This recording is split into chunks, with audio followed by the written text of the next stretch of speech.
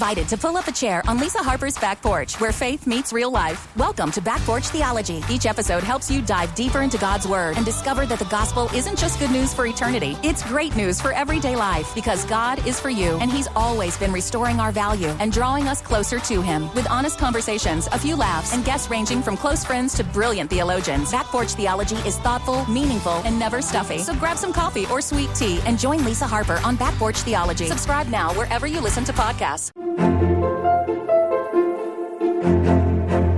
Hello, friends. Welcome to Story Behind Podcast. This is the show for people who love hearing a good story and who believe the world could use more positivity. We're the team behind GodUpdates and God2, and we hope these weekly short stories will brighten your day.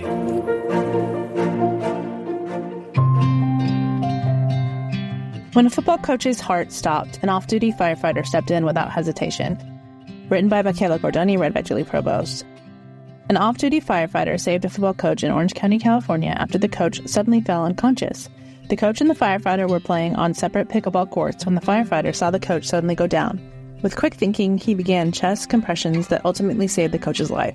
1 minute you're there and enjoying time with friends, said San Juan Hills High School football coach Rob Firth. It hit me so fast, I dropped on the back of my head. Rob had suffered a heart attack from an undetected medical issue. The firefighter, John Rowans, ran over and began chest compressions that lasted 15 minutes before paramedics got there. Because of the rapid coordinated response, Rob was awake and talking in the ambulance as he transported from the scene, said Orange County Sheriff's Department, an outcome that is rare in cardiac arrest cases. When Rob became conscious again, he was in the ambulance with paramedics. I think I looked at them and just kind of said, well, if I'm looking at you two guys right now, something bad must have happened to me, he said. I think the response I got was something like, no, you're looking at us right now, so I think something good happened to you. That was Johnny saving my life. A month later, Rob and his family visited John at the fire department to thank him.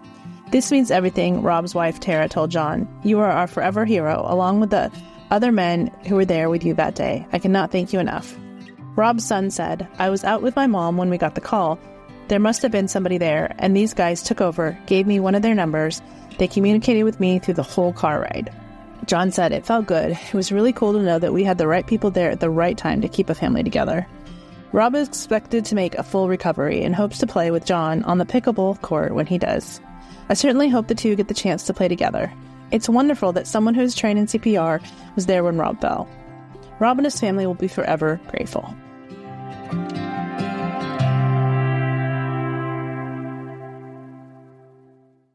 It started with a knock at the door of a small clinic. A grandmother stood there holding her grandson.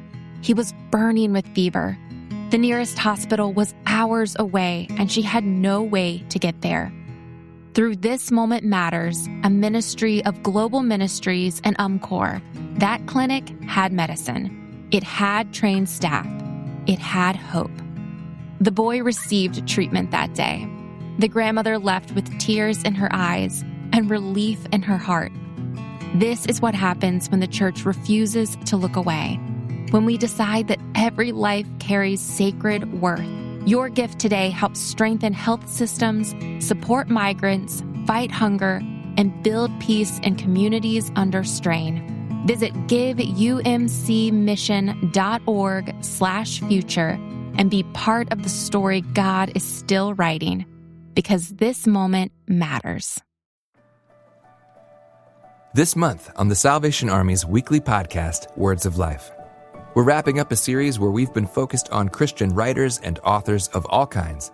And beginning March 11th, we'll start sharing a testimony where you'll hear from members of a Salvation Army band right after they returned home from a powerful trip and ministry opportunity in South Africa.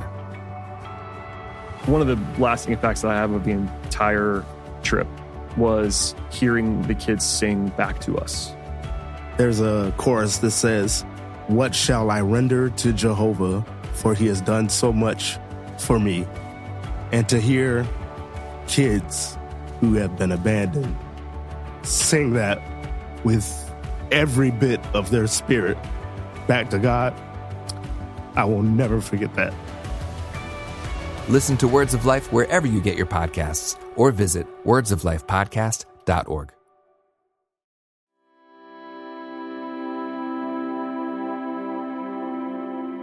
Young boy with autism finds friendship and support at his neighborhood grocery store. Written by Heather Rickleman, read by Julie Provost. A young boy with autism finds friendship and support at his neighborhood grocery store. This is one of those stories that deserves to be shared with the whole world.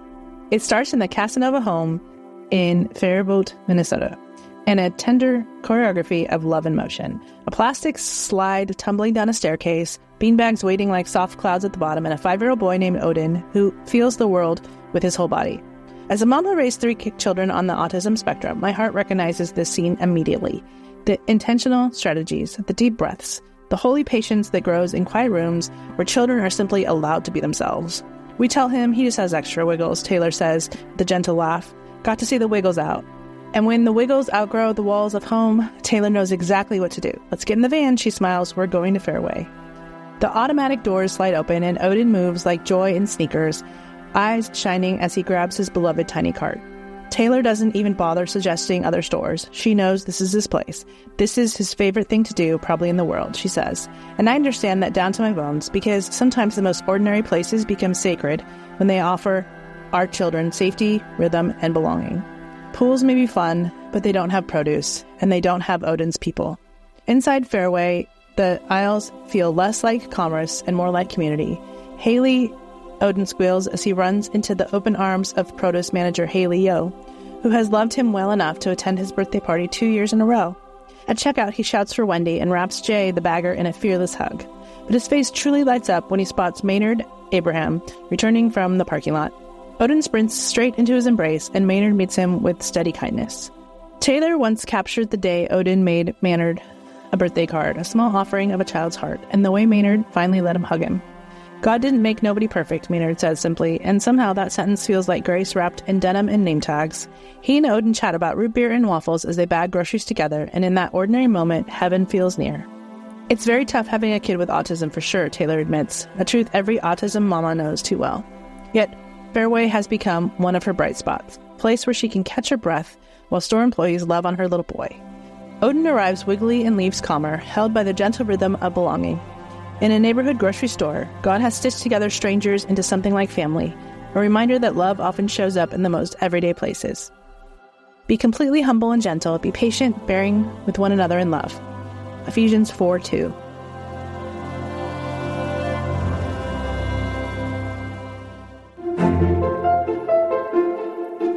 Thank you so much for listening to Story Behind Podcast. We're really glad you joined us for this week's story.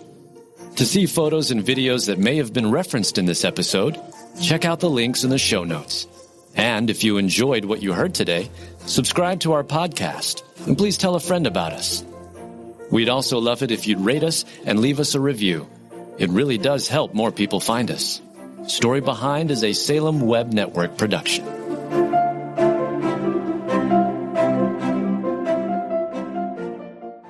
Are you concerned about tensions in the Middle East? Do you wonder where we're currently at in the biblical timeline? Are we really in the last days? Hi, everyone. I'm Dr. Carl Muller with the Inside the Epicenter podcast.